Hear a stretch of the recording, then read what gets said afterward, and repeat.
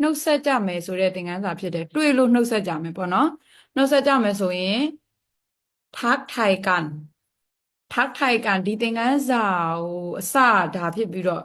မနေ့ကသင်လိုက်တာမဆုံးသေးဘူးเนาะသင်ခန်းစာတွေအများကြီးရှိသေးတယ်မိန်းကလေးယောက်ျားလေးဖူးရင်သင်ခန်းစာပြန်နှွေးတယ်ဖူးချိုင်မိန်းကလေးတွေကထူးရင်ခါလက်ခံရင်တော့ခါယောက်ျားလေးတွေကလေတံတရေတာမဲ့ထွက်မယ် cup နဲ့ crab ဒါပေမဲ့ပါဇက်ပိတ်ရမယ်เนาะအပြူလူပြိုဆို့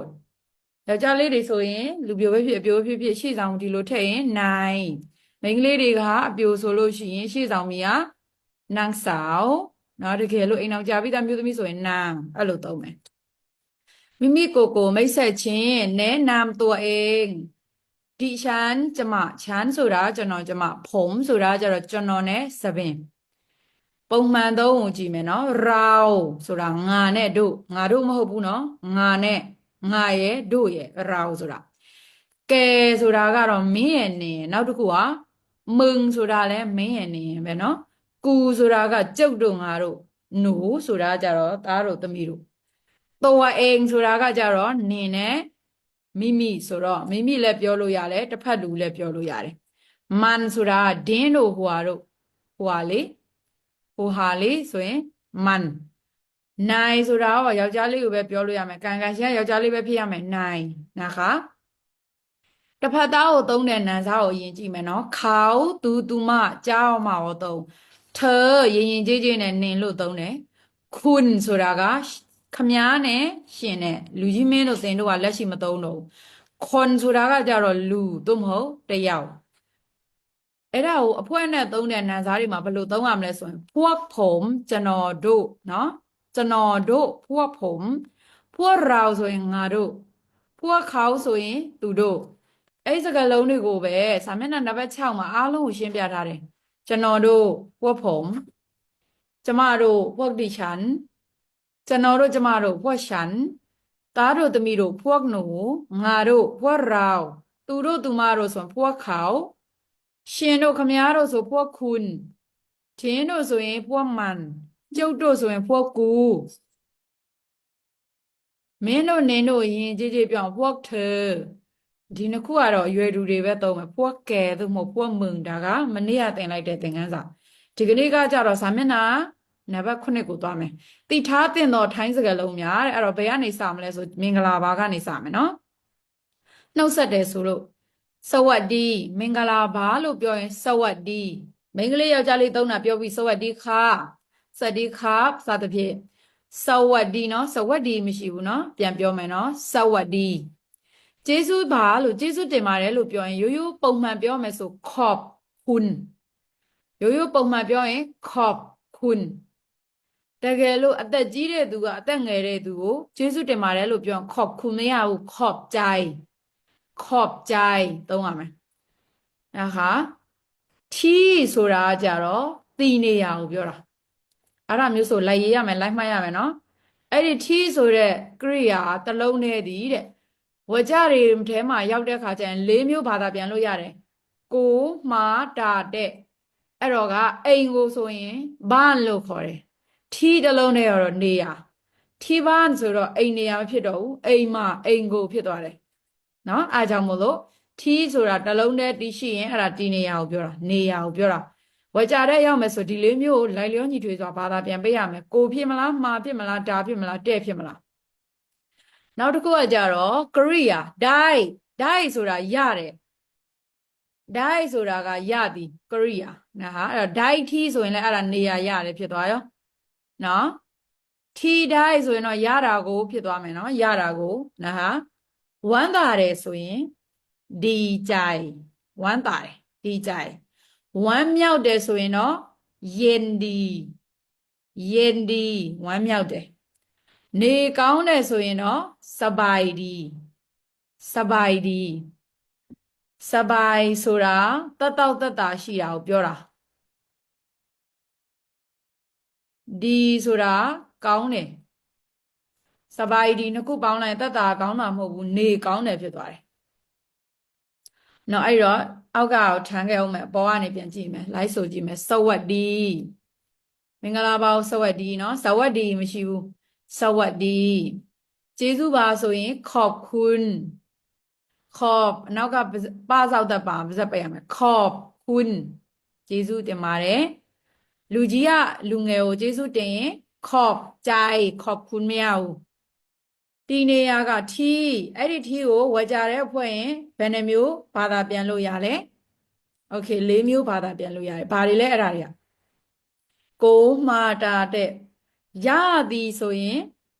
ဒိုင်ဟုတ်တယ်အဲ့ဆိုဒိုင်ထီဆိုရင်နေရာရတယ်ဝမ်းသာတယ်ဆိုရင်ဒီကြိုင်ဒီဆိုတာကောင်းတယ်ကြိုင်ဆိုတာစိတ်မိမိမမြင်ရတဲ့စိတ်ကကြိုင်นะคะအဲ့တော့ဒီကြိုင်ဆိုတာဝမ်းသာတယ်เนาะစိတ်ကောင်းတယ်ဆိုရင်ကြိုင်ဒီပြောင်းပြန်လိုက်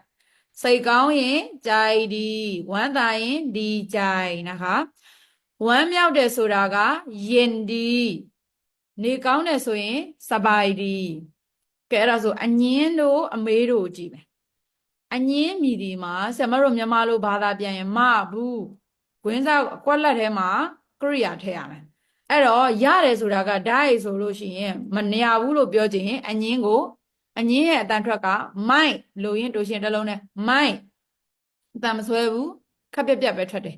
မိုက်တိုင်းဆိုမရဘူးတွေ့လားမိုက်တိုင်းထီဆိုနေရမရဘူးတဲ့နော်အဲ့တော့ခါကျတော့အဲ့ဒီအငင်းကိုဆရာမတို့ကဘာနဲ့ပေါင်းရမလဲဆိုကရိယာနဲ့ပေါင်းရမယ်ဆိုတော့ခွင်းစားခွဲပိတ်လုပ်ပြီးတော့နောက်မှလိုက်မှတ်ရမယ်นะคะအငင်း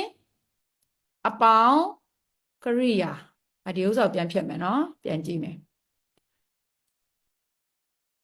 ဟုတ်ကဲ့ပြန်ကြည့်မယ်နော်စာမျက်နှာစာချောင်းကမိုက်ကိုရောက်နေတယ်သူကအငင်းဖြစ်တယ်ဆရာမတို့အဲ့ဒီအငင်းကိုကရိယာနဲ့ပေါင်းလို့ရှိရင်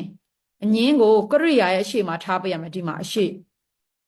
အဲ့ဒါဆိုကရိယာကဒိုင်ဆိုပါစို့နော်ရတယ်ဆိုတာကရိယာဆိုတော့မိုက်တိုင်းအငင်းကမိုက်ဆိုမိုက်တိုင်းဆိုမရဘူးကရိယာတွေကိုအရှိမအငင်းထည့်ရင်အားလုံးကအငင်းဖြစ်သွားတယ်မိုက်တိုင်းလုံးဝသိထားရမှာကအငင်းဒီရှေ့မှာပဲရှိရမယ်ဘယ်သူရဲ့ရှေ့လဲကရိယာရဲ့ရှေ့မိုက်တိုင်းဝကြဖွဲ့တဲ့ခါကျရင်ဝကြတစ်ကြောင်းလုံးရဲ့ရှေ့မှာလို့မပြောဘူးနော်ကရိယာရဲ့ရှေ့မှာ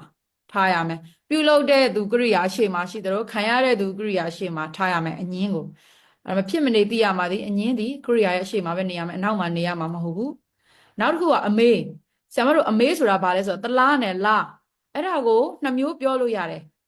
နံပါတ်1ကကြတော့မိုင်အနောက်မှာဖုစတော့ပါတာဆွဲရမယ်မိုင်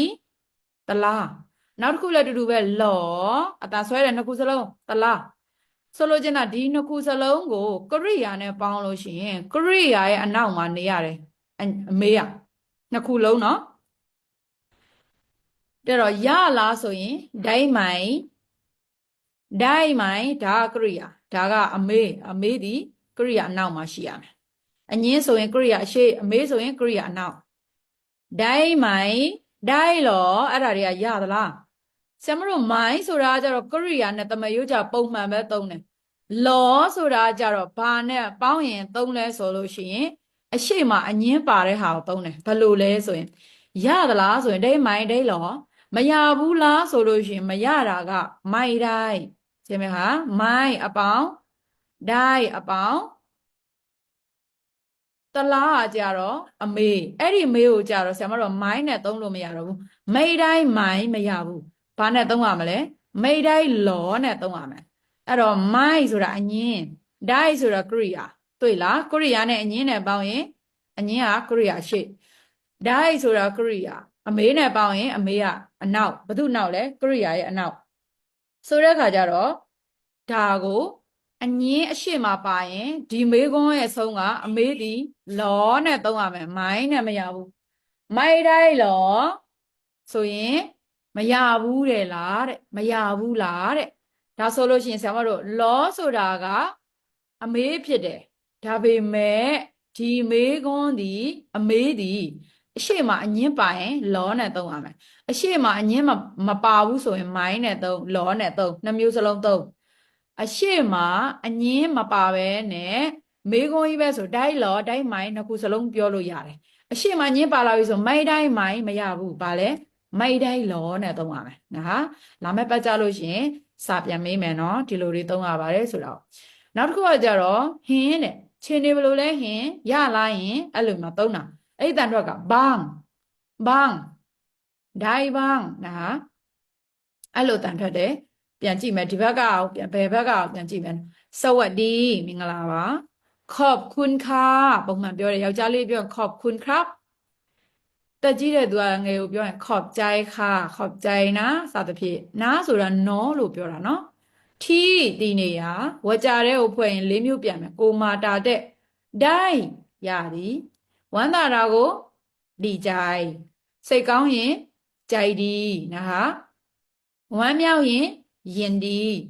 နေကောင်းရင်စบายဒီတတ်တာတော့ကြရင်စบายကောင်းတာကြရင်ဒီစบายဒီနေကောင်းတယ်ညင်းတယ်အညင်းကိုမိုက်ဘသူရဲ့အရှိမနေရမလဲကရိယာရဲ့အရှိမအညင်းကိုထားရမယ်အမေးကကရိယာရဲ့ဘယ်နာနေရမလဲအနောက်မှာနေရမယ်မေးရဲ့တန်းထွက်ကမိုက်တန်းဆွဲတယ်နော်အညင်းဆိုရင်မိုက်မေးကမိုင်နောက်တစ်ခုကလောနှစ်ခုလုံးတန်ဆွဲရတယ်ဒိုင်မိုင်ဒိုင်လောအဲ့ဒါတွေကရသလားတဲ့မရဘူးလားတဲ့ဖြစ်ကြတော့အရှိမညင်းပါတော့မေးဒိုင်မိုင်မဟုတ်ဘူးမေးဒိုင်လောမေးဒိုင်လောဘန်းဆိုတဲ့တန်ထွက်ကလို့တန်ထွက်တာနော်ဘန်းဒိုင်ဘန်း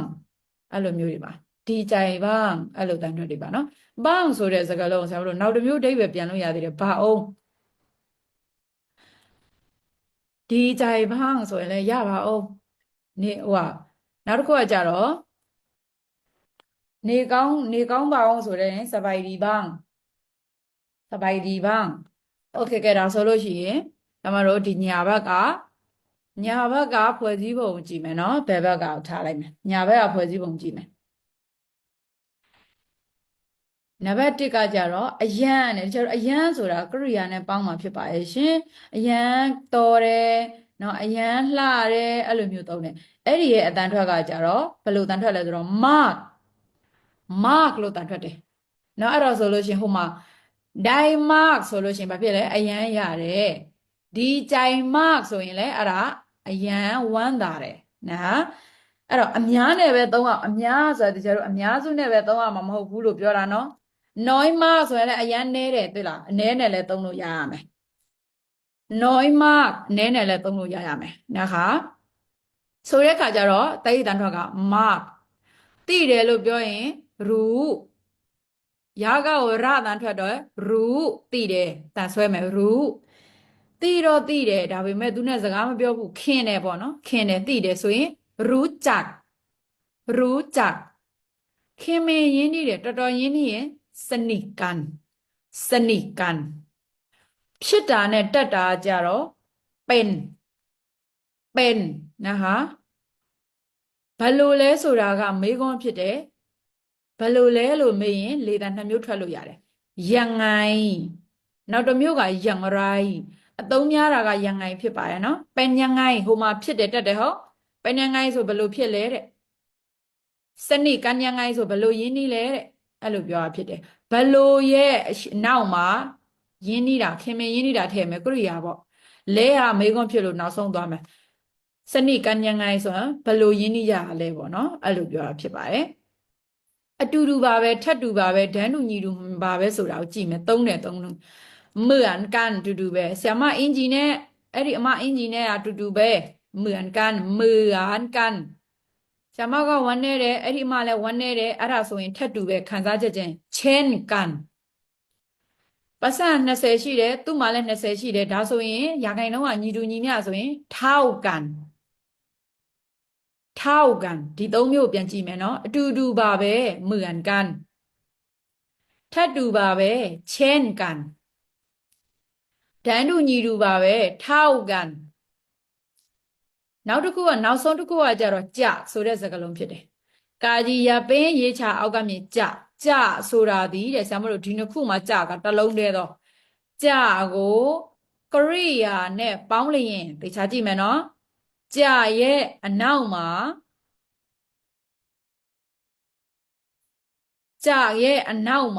ကရိယာကရှိလျင်သူ့ရဲ့အဓိပ္ပာယ်ကိုဒီသုံးမျိုးပြန်ရမယ်ဆိုလိုချင်တာကြအပေါင်းကရိယာကြအပေါင်းကရိယာဆိုရင်ကြဒိုင်ဆိုပါစို့နော်ကြဒိုင်ဒါကကရိယာဒါဆိုလို့ရှိရင်သူ့ကိုကျတို့ကမဲမှားမလို့ဘာသာပြန်ရမယ် จะได้ဆိုရင်ရမယ်ရမှာရမလို့จะได้ဆိုရင်ရမယ်ရမှာရမလို့တကယ်လို့ရတယ်ဆိုလို့ရှိရင်အဲ့ဒါကရိယာထဲမှာသီဆိုတာပါပြီးသားစကားပြောရင်ဒဲဆိုတာပါပြီးသားရသည်လို့ပြောရင်ဒိုင်းတစ်လုံးနဲ့သုံးမယ်ရမယ်ရမှာရမလို့လို့ပြောချင်တော့จะได้သုံးရမယ်นะคะနောက်တစ်ခုကကြတော့ကရိယာရဲ့အနောက်မှာနေတဲ့จะကရိယာရဲ့အနောက်မှာจะကနေတယ်ဆိုရင်သူ့ရဲ့အဓိပ္ပာယ်ကိုကလို့တန်ထွက်ရမယ်ဒိုင်းจะလို့ဖြစ်လာရင်အဲ့ဒါကရတာကဖြစ်သွားတယ်นะคะဒိုင်းจะလို့ပြောလာရင်အဲ့ဒါရတာကဖြစ်သွားတယ်ဒါဒီတစ်ပတ်အတွက်ဒီနေ့အတွက်ပေါ့နော်ရမယ် record သင်ခန်းစာဖြစ်တယ်ဒါလောက်ပဲပေးမှာစာမျက်နှာတစ်မျက်နှာတည်းလာမဲ့ပတ်ကြလို့ရှင်ကျွန်မဒီရဲ့အစကနေဆုံးပြန်နှွေးပေးမယ်ပြန်ပြောမယ်နော် mark ဆိုတာကအယံ รู้มากကျတော့အယံသိအယံတက်လို့ပြောรู้มากรู้သိတယ်รู้จักခင်တယ်สนิทกันခင်မင်ရင်းနေတယ်เป็นဖြစ်တယ်တက်တယ်ငါဒီလိုဖြစ်တယ်ငါအဲ့လိုလုပ်တတ်တယ်ဒါကိုတစ်ခုတည်းသုံးမယ်เป็นဘယ်လိုလဲยังไงอย่างไรအတူတူပါပဲเหมือนกันထပ်တူပါပဲเช่นกันတန်းတူညီတူမျှတူเท่ากันจะဒီကရိယာအရှိမနေရင်မဲမှာမလို့จะဒီကရိယာအနောက်မှာနေရင်ကလို့တန်ထွက်ရမယ်အစကနေတစ်ခေါက်ပြန်နှွေးမယ်နော်สวัสดีค่ะဟုတ်ပြီပြီးရင်ရိုးရိုးပုံမှန်ပြောရင်ขอบคุณค่ะတက်ကြီးတဲ့သူကငယ်ကိုပြောရင်ขอบใจที่ဒီနေရာဝကြရောက်ရင်ကိုမှာတာတဲ့လိုက်လျောညီထွေဆိုတာဘာသာပြန်မယ်အဲ့ဒီတည်းက၄မျိုးလုံးပြန်မှာမဟုတ်ဘူးခီးပါအိမ်ကိုအိမ်မှာလိုက်လျောညီဆိုတာပြန်မယ်ရတယ်ဒိုင်းဝမ်းသာတယ်ဒီကြိုင်ကြိုက်ဒီဆိုတာကစိတ်ကောင်းတယ်ဝမ်းမြောက်ရင်ရင်ဒီနေကောင်းရင်